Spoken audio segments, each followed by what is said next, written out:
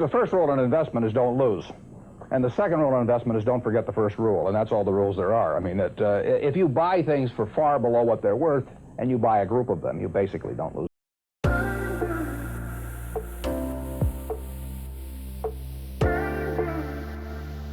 Let's take Warren Buffett of Omaha, Nebraska. If you had put $10,000 in 1965 into his company, Berkshire-Hathaway, you would have $1 million today. Warren was a chapter in my 1972 book, Super Money, so I've known him a long time. He learned his trade with Ben Graham, the original dean of security analysis at Columbia University. I don't think Warren has ever been on television until this interview, and he has certainly never courted publicity, but recently he got a lot of it when he emerged as the key figure in the takeover of ABC by Capital Cities. Warren will be the largest shareholder of the new company, and his own net worth is now far in excess of $500 million. But when I spoke with him last fall in his office in Omaha, he very characteristically made his investment style seem so perfectly simple. The first rule in investment is don't lose.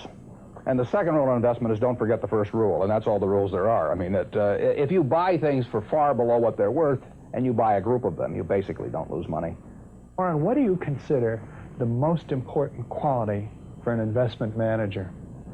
It's a temperamental quality, not an intellectual quality. You don't need tons of IQ in this business. I mean, you have to have enough IQ to get from here to downtown Omaha, but you do not have to be able to play three-dimensional chess or be in the top leagues in terms of bridge playing or something of the sort. You need a stable personality. You need a temperament that neither derives great pleasure from being with the crowd or against the crowd, because this is not a business where you take polls. It's a business where you think.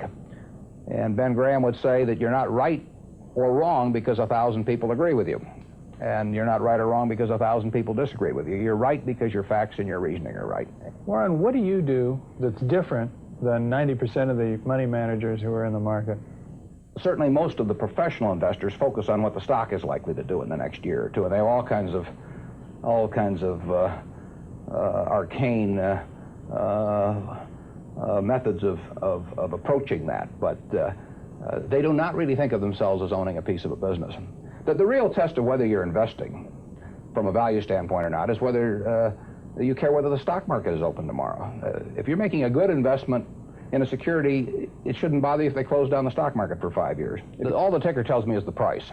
Yeah. And I can look at the price occasionally to see whether the price is outlandishly cheap or outlandishly high. But prices don't tell me anything about a business. Business figures themselves tell me something about a business, but the price of a stock doesn't tell me anything about a business. I would rather value a stock or a business first and not even know the price, so that I'm not influenced by the price in establishing my valuation, and then look at the price later to see whether it's way out of line with what my value is. So Buffett chose to stay in this world, Omaha, Nebraska, where corn grows just minutes from downtown. Now, Omaha is a nice town, but nobody claims it's a world financial center. Here, the only thundering herd is actually on 4 feet. Don't you find Omaha a little bit off the beaten track for the investment world? Well, believe it or not, we get mail here, and we get periodicals, and we get all the facts needed to make decisions. And unlike Wall Street, you'll notice we don't have 50 people coming up and whispering in our ear that we should be doing this or that this afternoon. You appreciate the lack of stimulation here? I like the lack of stimulation. We get facts, not stimulation here. How can you stay away from Wall Street? Well, if I were on Wall Street, I'd probably be a lot poorer. You get overstimulated in Wall Street, and you hear lots of things, and you may shorten your focus, and a short focus is not conducive to long profits. And here I can just focus on what businesses are worth, and I don't need to be in Washington to figure out what the Washington Post newspaper is worth, and I don't need to be in New York to figure out what some other company is worth. It's an intellectual process.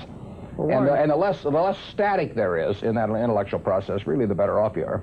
What is the intellectual process? The intellectual process is defining your area of competence in valuing businesses, and then within that area of competence, finding whatever sells at the cheapest price in relation to value. And there are all kinds of things I'm not competent to value. But there are a few that I am competent to value. Have you ever bought a technology company? No, I really haven't. In 30 years of investing, not one? I haven't understood any of them. So you haven't ever owned, for example, IBM? Never owned IBM. Marvelous company. I mean, a sensational company, but I haven't owned IBM. And so here is this technological revolution going on, and you're not going to be a participant. Gone right past me. Is that all right with you? It's okay with me. I don't have to make money in every game. I mean, I don't know what cocoa beans are going to do. There are all kinds of things I don't know about, and that may be too bad. But why should I know all about them? I haven't worked that hard on them. In the securities business, you literally every day have thousands of the major American corporations offered to you at a price that changes daily. And you don't have to make any decisions. You have to make, nothing is forced upon you. So there are no called strikes in the business. The pitcher just stands there and throws balls at you. And if you're playing real baseball and it's between the knees and the shoulders, you either swing or you get a strike called on you. If you get too many called on you, you're out. In the securities business, you sit there and they throw U.S. Steel at 25 and they throw General Motors at 68, and you don't have to swing at any of them. They may be wonderful pitches to swing at, but if you don't know enough, you don't have to swing.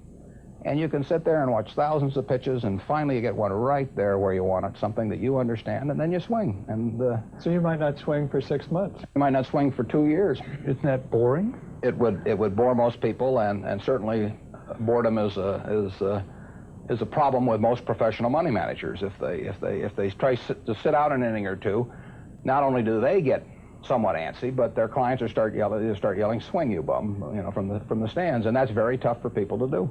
Warren, your approach seems so simple. Why doesn't everybody do it? Well, I think partly because it is so simple. That the academics, for example, focus on all kinds of variables. Partly because by academics you mean professors of right, finance? Yeah, the data is there. In business school? Sure, and the data's there. So they focus on whether if you buy stocks on Tuesday and sell them on Friday, you're better off, or if you buy them in election years and sell them in other years, you're better off, or if you buy small companies. There are all these variables because the data are there, and they've learned how to manipulate data. And as a friend of mine says, to a man with a hammer, everything looks like a nail. And once you have these skills, you just are dying to utilize them in some way, but they aren't important. If I were being asked to participate in a business opportunity, would it make any difference to me whether I bought it on a Tuesday or a Saturday or an election year or something? It's not what a businessman thinks about in buying businesses. So why think about it when buying stocks? Because stocks are just pieces of businesses.